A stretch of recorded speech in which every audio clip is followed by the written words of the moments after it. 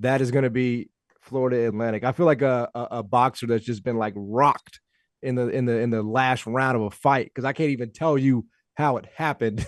But Memphis somehow, despite having a possession lead late, loses essentially at the horn, and now it's Florida Atlantic against Fairleigh Dickinson. In terms of this team, maybe some people said they were a fraud.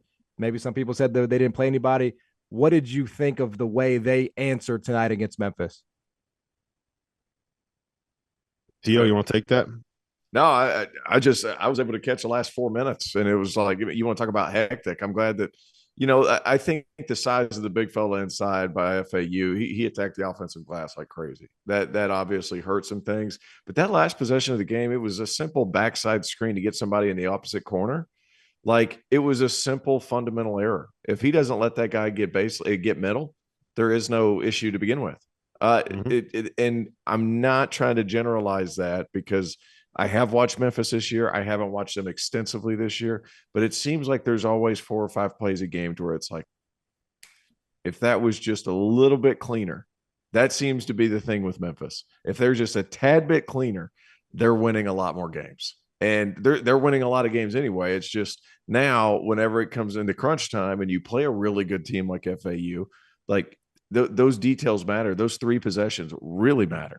That's kind of where it goes for me. But give credit to FAU. They've won, and they know how to win. And even though it went helter-skelter or whatnot there in the last 4 minutes, I thought DeAndre Williams played great. The last 5 or 6 possessions, like, he was everywhere he needed to be. He gave them an opportunity to win, and then things just kind of fell apart. Yeah, I'll wrap it with this. FAU has been the best mid-major team, the best mid-major story all season long. Hasn't been covered enough because Jeff Goodman went to Charleston instead of going to FAU. But it's a good thing for the sport that a program at that level that has been as good as they've been is going to have a chance to beat a 16 seed to get to the Sweet 16 and get to the second weekend. That's just a good thing, period, when you can have that kind of success and that kind of attention all year long, and you end up being able to play on the biggest stage of the sport. And Frankie Collins just hit a massive 3 for Arizona State. Yeah, that's the thing. We have a ton of games going on still here late. Arizona State, sort of a darling here in the NCAA tournament. We do have some games that went final as I'm working through my own pain. You guys, the day that Bobby Hurley turned into a darling, he's kind of a darling. He's kind of a darling. I think Arizona State's a darling. They're kind of cute. You know what I mean? Like 11 seed. So I'm about 10 seconds behind you. That was a big time shot. Yeah. All right. A few more here. You guys are making me work through my, discomfort on the air. It's not easy to do. Yeah. How are you, man? I'm in pain, but you know what? I'm a battle through for you guys. Yeah. It's never, what's your takeaway from the game? What's your takeaway from the game? Is it something that you've seen all year from Memphis? Is it something that it just hurts and it's just unfortunate? What is it?